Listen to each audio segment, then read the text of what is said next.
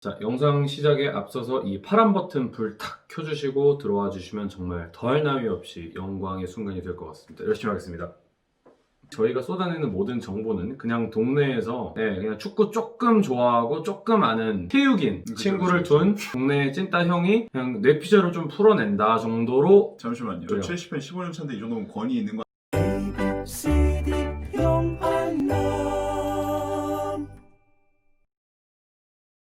손흥민 선수가 햄스트링을 다친 이유, 그리고 이제 또 손흥민 선수의 재활에 관해서 저희 과학에 기반한 뇌피셜을 좀 풀어보려고 합니다. 근거는 가지고 얘기를 해야 되잖아요. 그쵸. 당연히 오피셜한 정보는 모르는 상황입니다. 손흥민 네. 선수 저희가 선수단 측과 연락을 하고 확인을 하고 그런 건 전혀 없고요. 저희가 그냥 상식선에서 이제 햄스트링 부상이라는 게 또 이제 화두가 또 되고 있으니까. 그쵸. 그리고 또 30대 남성들이 생활 스포츠, 생활 체육을 하면서 다치는 부위 근육이라고 또 하더라고요. 전방십자인대나 네. 햄스트링은 축구 선수들이나 혹은 축구 동호인들이 너무나도 흔하게 다치는 부위이기 때문에 네. 손흥민 선수는 사실 17년도 이전에는 해에 한 번씩은 하체 부상이 있었어요.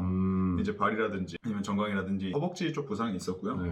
사실 그러니까 햄스트링이 올라오는 것은 손흥민 선수의 현재 나이를 생각해 보면은 손흥민 선수의 몸 상태를 고려해 봤을 때 당연한 수순일 수 있지 않나라는 축구 생각이- 선수로서. 네, 그렇죠. 축구 선수로서 사실 커리어에 햄스트링 부상 한 번쯤은 거의 당연하게 거쳐 가거든요.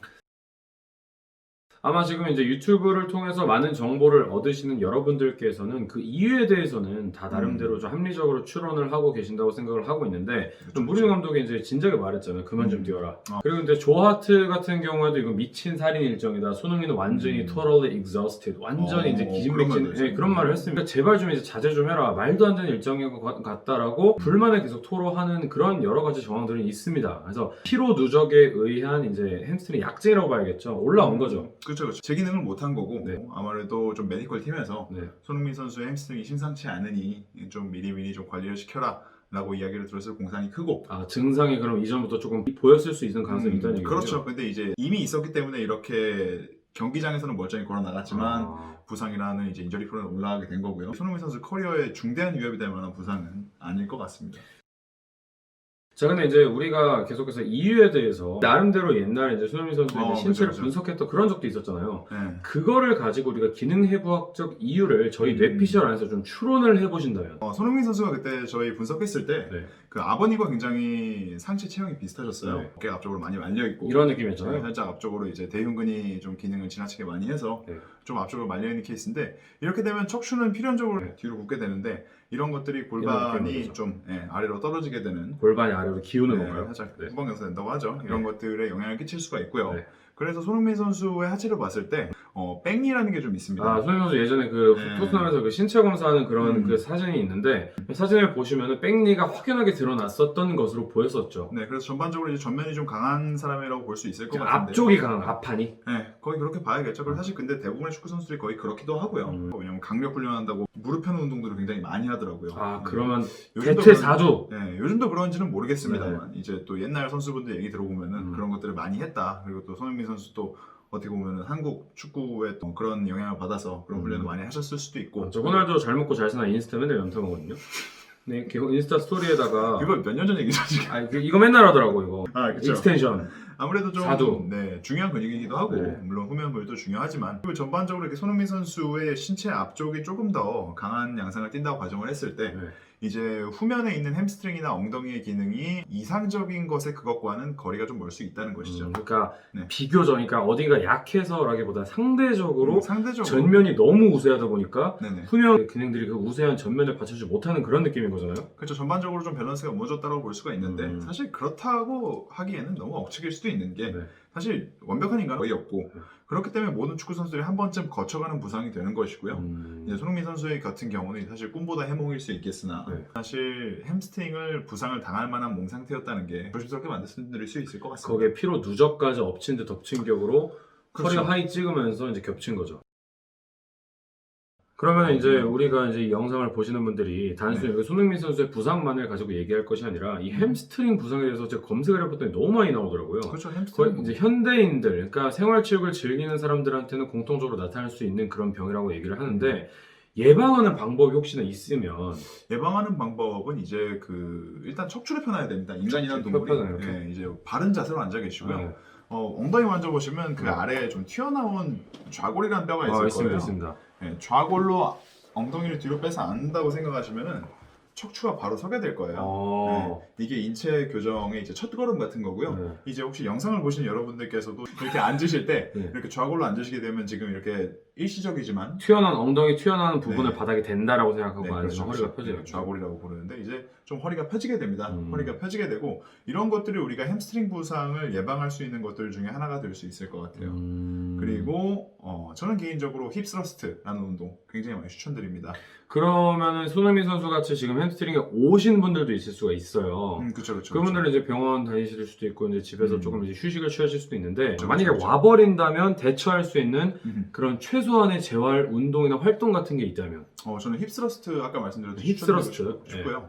사실 근데 하시기 전에 일단 의사 선생님께 제가 운동이 된 상태인지 항상 물어보시고 이제 운동하셔도 된다라는 이제 허락을 받으시면 저는 힙 스러스트 그리고 이제 리버스 하이퍼라는 운동도 있습니다. 리버스 하이퍼. 네. 이거 네이버에 검색하면 다 나오나요? 다 나옵니다. 아, 요즘은 이제 굉장히 잘 돼 있어서 많은 분들이 가셔주시는 운동이고 음. 설명도 잘 돼 있으니까 리버스 하이퍼, 힙 스러스트, 햄스트링 부상 있으신 분들은 하시면 아주 좋은 운동일 거라고 생각을 하고 네. 그리고 지금 저희가 앉은 것처럼 이제 바른 자세로 좌골을 이제 의자 네. 바닥에 붙인다라고 생각하면 그런 느낌으로 네, 네. 척추가 펴. 근데 척추가 펴지면 왜 하체랑 연관이 있는 거예요? 골반이 척추와 골반 때문에. 말 그대로 네. 물리적 연결을 지니기 때문에 밸런스구나. 머리끝부터 네. 이제 엄지발가락까지 다 연결되어 있는 인간의 특성상 네. 무엇 하나 버릴 수 없는 것이다 라고 생각하시는 것이 좋습니다.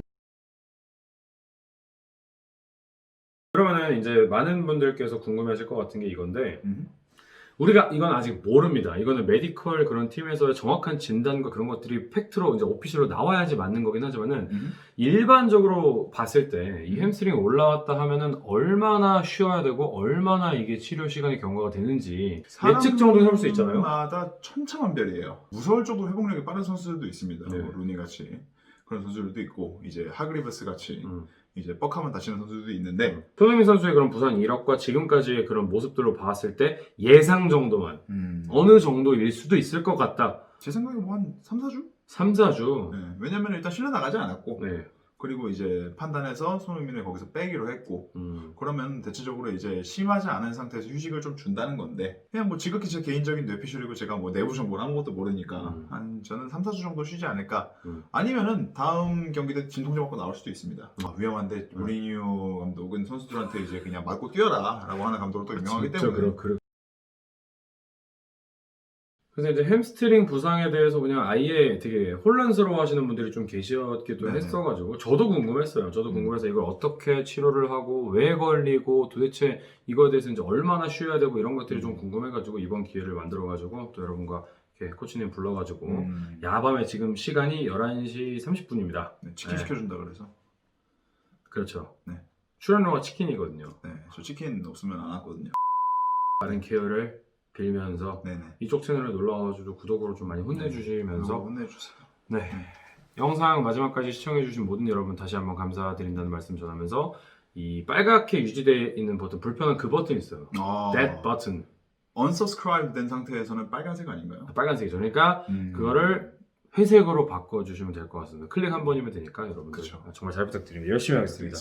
네. 손흥민 선수는 같은 부상은 지금까지 없었어요. 그러니까 다 그런 얘기 했거든요. 그러니까 그쵸. 다쳤던데 또 다칠 거다. 복합적인 부상도 없었고 다 단일 부위인데 그 부위들이 겹치지는 않아요. 또. 제 생각에 일단 프로 선수들은 신체 조건을 뜯어고칠 수는 없습니다. 왜냐면 일단 이 사람이 신체 밸런스를 완전히 뜯어고쳤을 때 퍼포먼스에 어떤 이상이 생길지 모르는 거거든요. 그렇죠. 볼만했죠, 저번에. 사실 근데 제가 이렇게 같은 부상이 없었다는 거에서 느끼는 거는 아마 메디컬 팀이나 AT 즉 선수 트레이닝 하시는 분들이 굉장히 대처를 잘했다라고 볼 수도 있을 것 그 같아요. 사람 눈에 다 보일 거 아니에요. 어디가 약점이고 그쵸. 뭘 개선해. 근데 굳이 안 건드리는 그거 거잖아요. 못 고쳐서 안 고치는 건 아니에요. 네. 왜냐면 선수들은 이런 말하기 좀 그렇지만 어떻게 보면 굉장히 중요한 사람들이고 중요한 상품인데 네. 이 축구 실력을 담보로 희생하면서 이 선수의 모든 걸 바꿔버릴 수는 없습니다. 그렇죠. 네. 바꿨다가 만약에 좀 기량 폼 바뀌면 누가 책임질 거예요? 그렇죠. 성적이 더 중요할 수 그리고 있으니까. 프로 선수들이 제일 중요하게 생각하는 게 징크스잖아요. 자기 루틴과 다른 이제 자기 신체 균형이 한 번에 변한다는 거는 굉장히 받아들이기 힘든 일의 경우가 있고 그렇게 해서 기량이 떨어진다면 엄청난 손실이거든요. What's the trick? I wish I knew. 감사주면은 제 뇌피셜 10월달부터 가짜 전화기 시작되잖아요. 왜요? 아직 말 안 끝났어요. 좀 위험한 발언인가요? 위험한 발언이라기보다 아무 말도 안 했습니다. 너무 돋보이네. 아무 말도 안 했습니다. 네?